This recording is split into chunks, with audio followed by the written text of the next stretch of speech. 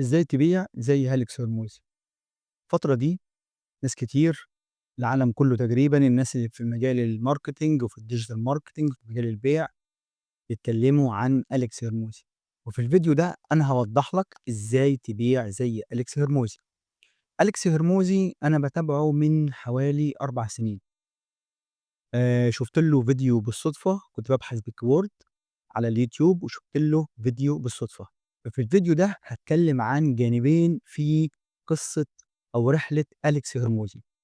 الجزء الأول هاتكلم فيه عن الأدوات والبيئة اللي شكِّلت أليكس هرموزي، والجزء التاني هاتكلم فيه عن الlaunching أو الإطلاق بتاع الكتاب بتاعه. في البداية ناس كتير بتسأل نفسها إيه الفرق بين واحد بيبيع منتجات مثلًا أو عنده business بيعمل 100,000 سواء جنيه أو دولار، وbusiness بيعمل مليون، وbusiness بيعمل 100,000,000. فالفرق أليكس هرموزي بيقول الفرق إن هو في المنتج وفي الoffer وفي الرحلة. في البداية لازم تعرف إن أليكس هرموزي بدأ من الصفر. في comment هاحاول إن أنا أحط screen للcomment ده على اليوتيوب، شخص بيقول له: "أنت إزاي عندك 2000 متابع بس؟ ده أنا الفيديو بتاعك شُفته وساعدني في الbusiness." فأليكس قال له إن كل الناس بدأت من الصفر وإن أنا باحب اللي أنا باعمله. طيب، الجانب الأول هنتكلم فيه عن حياة أليكس هرموزي أو البيئة اللي هي عاملها أليكس هرموزي لنفسه. أنا من خلال متابعتي لأليكس هرموزي شايف إن في عوامل هي اللي بتساعده إن هو ينتج كمية الفيديوهات وإن هو يدير الشركات وإن هو يقدر إن هو يget money بالشكل ده. أول عامل وده أنا كنت اتكلمت فيه قبل كده في بودكاست، وفي ناس اتفقت معايا وفي ناس هاجمتني، وهو أول عامل وهو مراته. مراته. أليكس هرموزي الناس اللي متابعاه هتلاحظ إن مراته دايمًا معاه، مراته دايمًا بتدعمه، مراته موجودة معاه في الbusiness بتاعه، بتخطط معاه، بتفكر معاه، وعندها صفحة زيه، وبتعمل publishing لمحتوى زيه، وبتحاول إن هي تنمّي الbusiness معاه. فأول عامل من عوامل نجاح أليكس هرموزي هو إن هو مراته معاه. ف لازم تتّفق معايا إن الست ليها دور كبير جدًا في حياة الراجل، سواء على المستوى الأسري أو على المستوى الbusiness.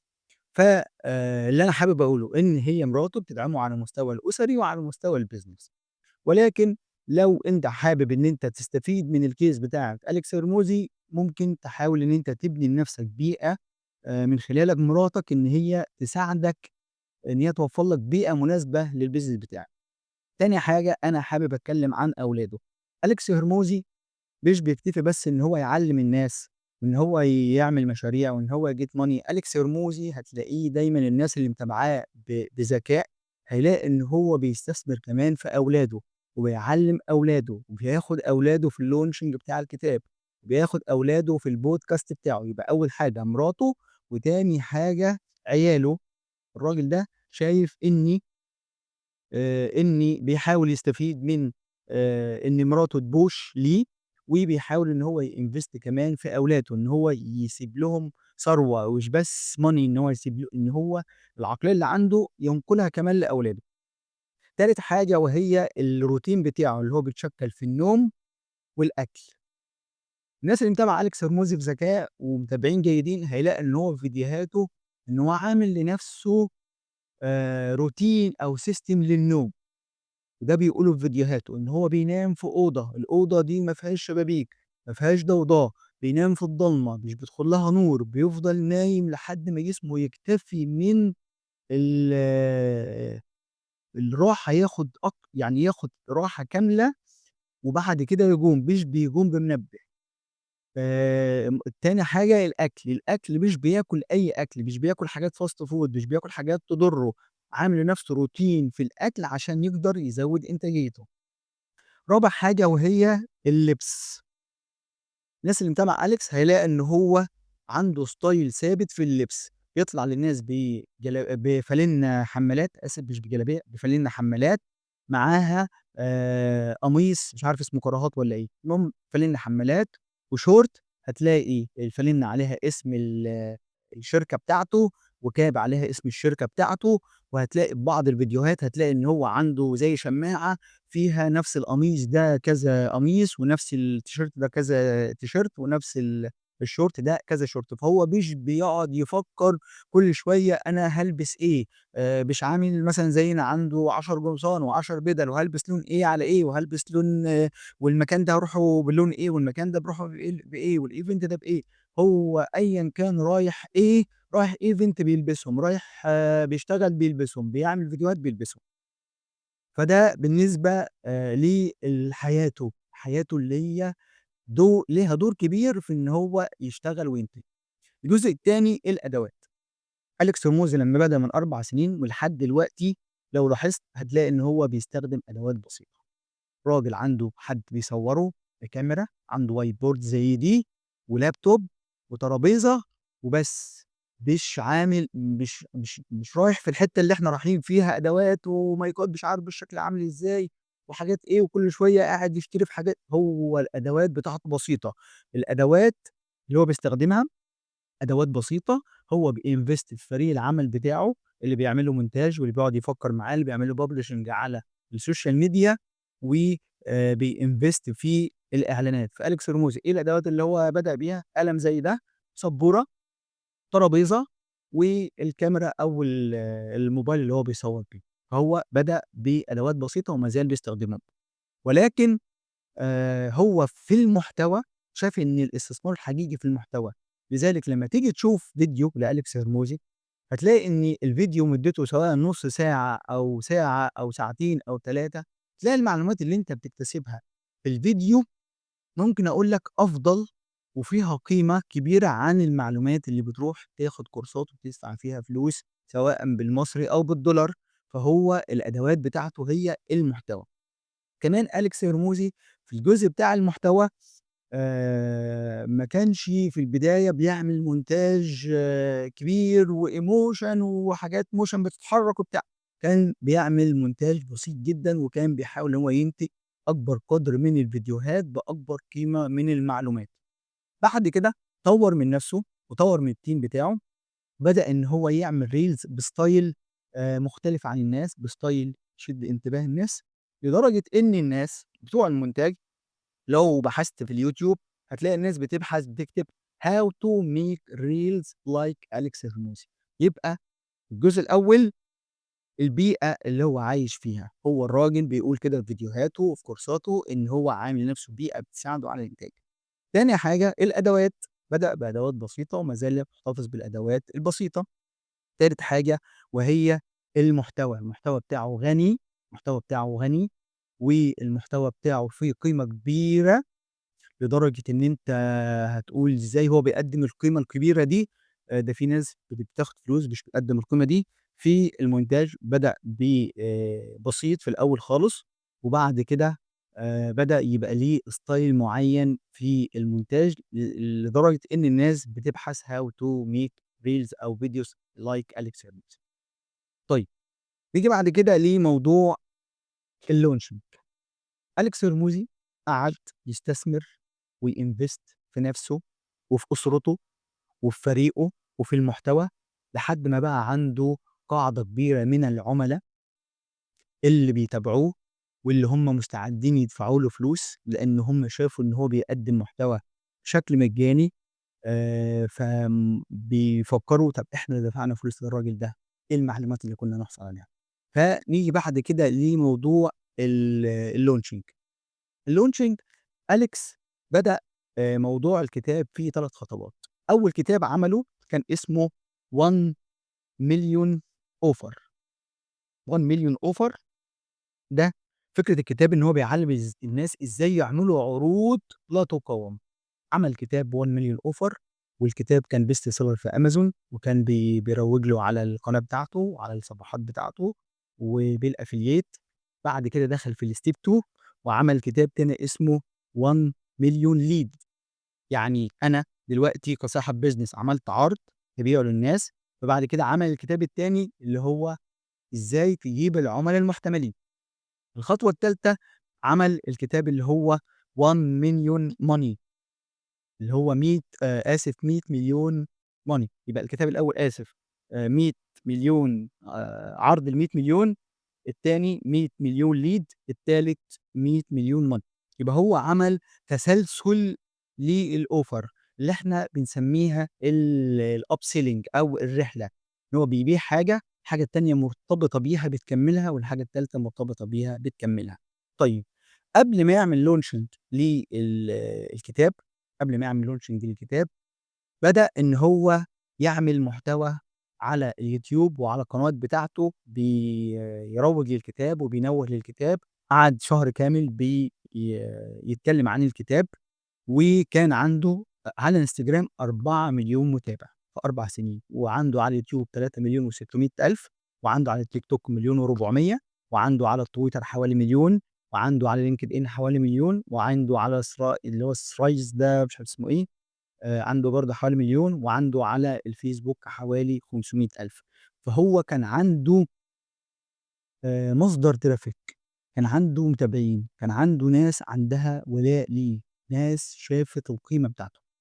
فقعد شهر كامل بيبدأ يعمل إعلانات، وهو الراجل عنده بسم الله ما شاء الله حد creative أوي، كان بيجيب ناس بيلبّسهم أخضر في أخضر عشان لون الكتاب لونه أخضر، وبيعمل حاجات كده زي السينما وبتاع، وبدأ الراجل استثمر $4.000.000 في الadvertising، استثمر $4.000.000 وطلع live.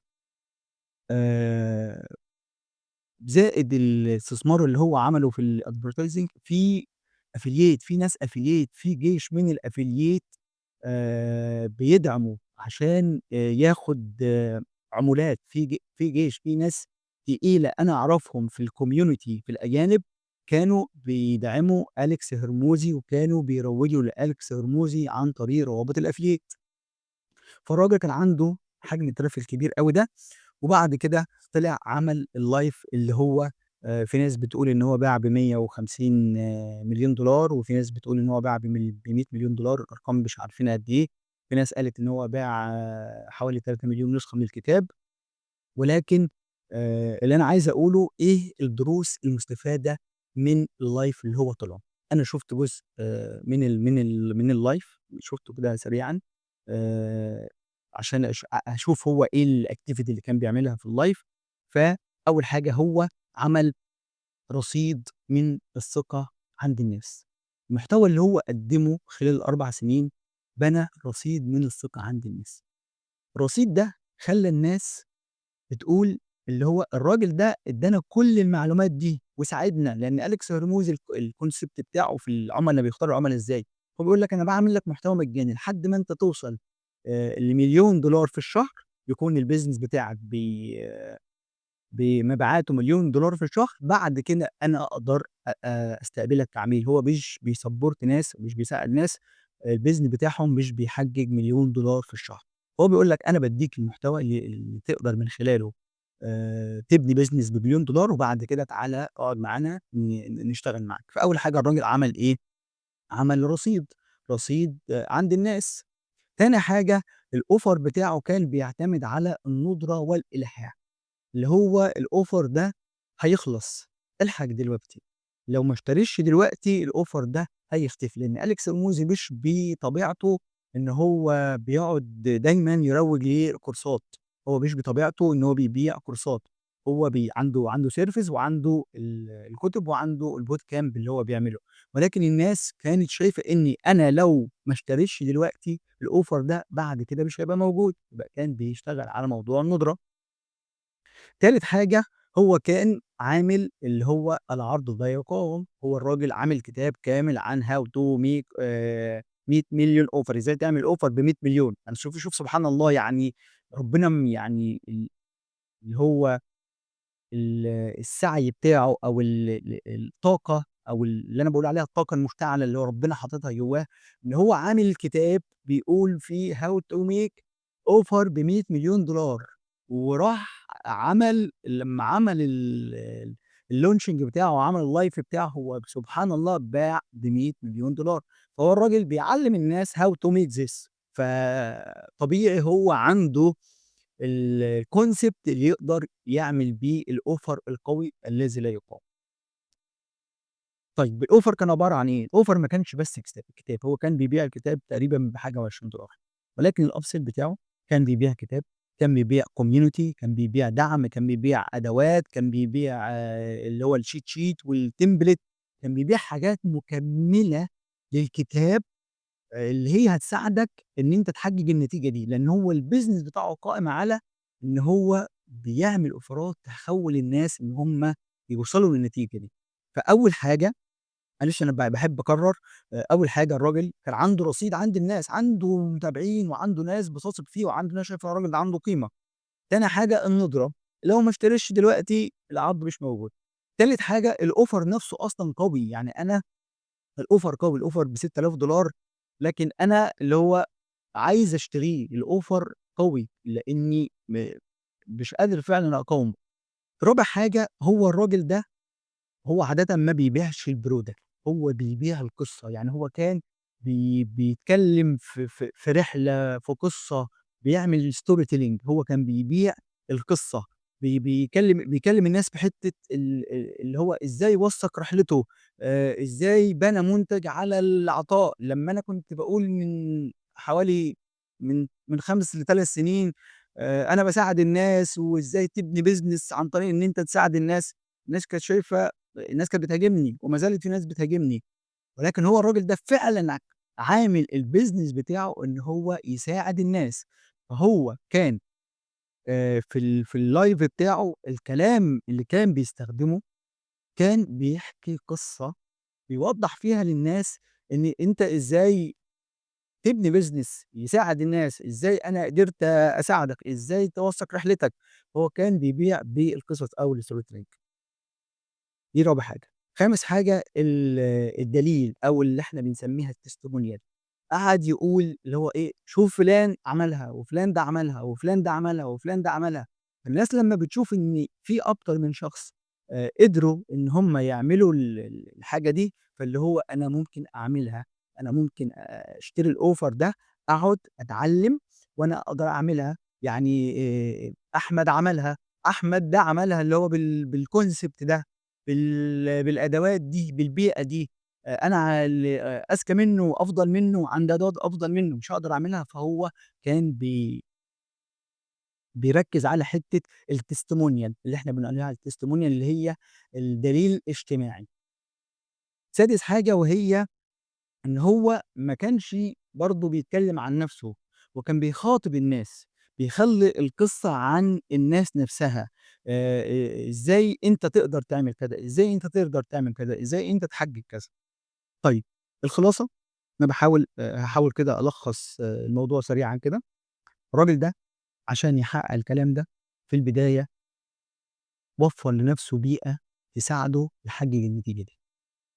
بعد كده الراجل ده بدأ إن هو يشتغل بالأدوات المتاحة، بدأ إن هو يقدّم قيمة كبيرة للناس، بنى قاعدة من المتابعين، بنى offer قوي. بعد كده طلع في live اشتغل بالكلام اللي هو بيقوله و بيعلّمه للناس في الكتب بتاعته وفي الفيديوهات بتاعته، طبّق الكلام ده وقدر إن هو يعمل عرض فعلًا لا يُقاوم، لإنه استثمر $4.000.000، ففي ناس كتير شافت العرض، في عيون كتير شافت العرض. ففي نسبة معيّنة، لمّا إحنا بنشتغل بنقول إن في نسبة معيّنة من الناس الhot والناس اللي هم الcold وفي ناس اللي هم الأوير. فهو الراجل قدر خلال الشهر ده إن هو يخاطب الناس الhot ويخاطب الناس الcold ويخاطب الناس الأوير، وبدأ إن هو يطلع بعدد المبيعات الضخم ده من خلال دعم مراته ليه، دعم الناس الaffiliate اللي كانوا في ضهره، اللي هم الناس الجورو الكبار أوي في الصنعة دي، اللي هم يعني ما يتخيّروش عنّه، واللي قريب ممكن نسمع عن ناس فيهم. والغريب إني برضه أنا من حوالي 4 سنين قعدت حلّلت حوالي 30 واحد من الناس الجورو الأجانب، هم بيعملوا إيه، مش هم بيقولوا إيه الممارسات اللي هم بيعملوها.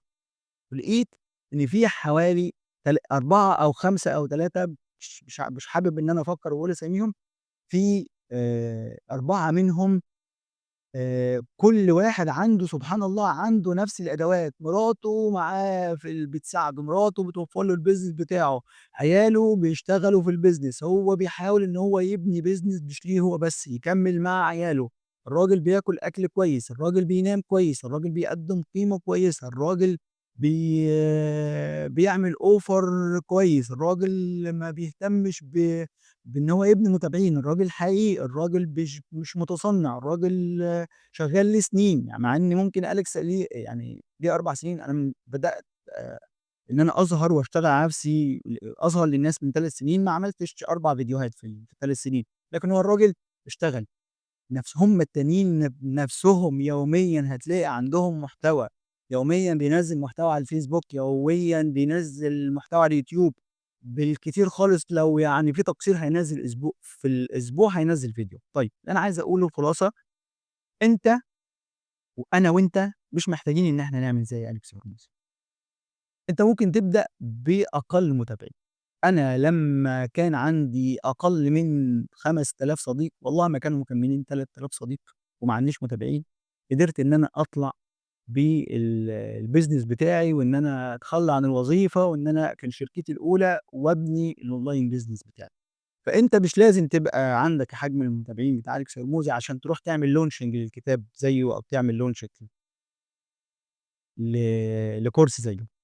ولكن أنت ممكن تبدأ بأقل متابعين، ممكن تبدأ بأقل أدوات، ولكن أنت لازم تقدّم قيمة حقيقية للناس، أنت لازم يكون عندك إلحاح داخلي، رغبة مشتعلة داخليًا تجاه الأهداف اللي أنت عايز تحققها، لازم يكون عندك إلحاح للناس اللي بيشتروا، مش إلحاح لدرجة إن أنت تعمل ضغط نفسي عليهم، ولكن بذكاء، بالmarketing اللي إحنا بندرسه واللي إحنا بنمارسه، إن أنت تعرف تجذب انتباه العملا المحتملين بتوعك وتحولهم لعملا بيدفعوا لك فلوس.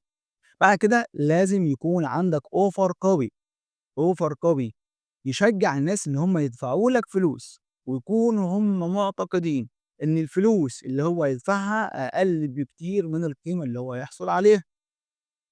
بعد كده لازم يكون عندك دليل اجتماعي، لازم يكون عندك عُملا case study اشتغلت، مش لازم الcase study الشكل اللي إحنا بنشوفه في الbusiness، ولكن في ناس حقيقيين أنت اشتغلت معاهم وهم بيشيروا ليك، وهم بيقولوا الراجل ده قدّم لنا قيمة، الراجل ده فعلًا وصّلنا لنتيجة معيّنة. بعد كده لازم يكون عندك الvision، لازم يكون عندك mission. لمّا أنا طلعت قُلت أنا في مهمة، يا جماعة إحنا بنبني business بنقول الvision والmission والmessage. فأنا لمّا قعدت أعمل الvision والmission والmessage بتاعتي، المهمة اللي أنا لقيتها في الbusiness بتاعي، أنا طلعت قُلت أنا في مهمة، أنا في مهمة. في ناس تقبّلت الموضوع، شافت إن دي حاجة كويسة وقدرت أميّز نفسي بيها، وفي ناس شافت إن ده غلط، وأنا تقبّلت ده لإني شايف إن هم مش ما عندهمش رؤية. فلازم يكون عندك رؤية، أنت فين، أنت رايح فين، لازم تكون شايف نفسك فين. يعني أنا كأحمد وأنا في الجامعة كنت متخيّل نفسي في الشكل ده، في الوضع ده، في الحالة دي، عندي النوع ده من الكُتب، قاعد في الأوضة بتاعتي باشتغل بالشكل ده، فكنت متخيّل نفسي كده، وقعدت أعافر من 2009 ل2015 عشان أbuild الbusiness بتاعي، وبعد كده قفلته، رجعت باعافر من 2015 ليومنا هذا عشان أوصل للرؤية اللي أنا شايف نفسي فيها، وما زلت باعافر وكل ما بايأس ربنا بيرجع يحط عندي الطاقة المشتعلة. فده باختصار تحليلي ل أليكس هرموزي. وهو الراجل عمل إيه، دي وجهة نظري، ده اللي أنا شُفته.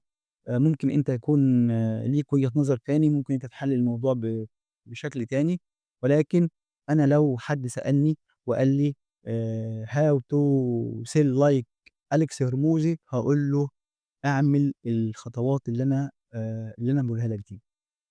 أتمنى إن أنا أكون ما طوّلتش عليكم وإن أنا أكون فدتكم ولو معلومة.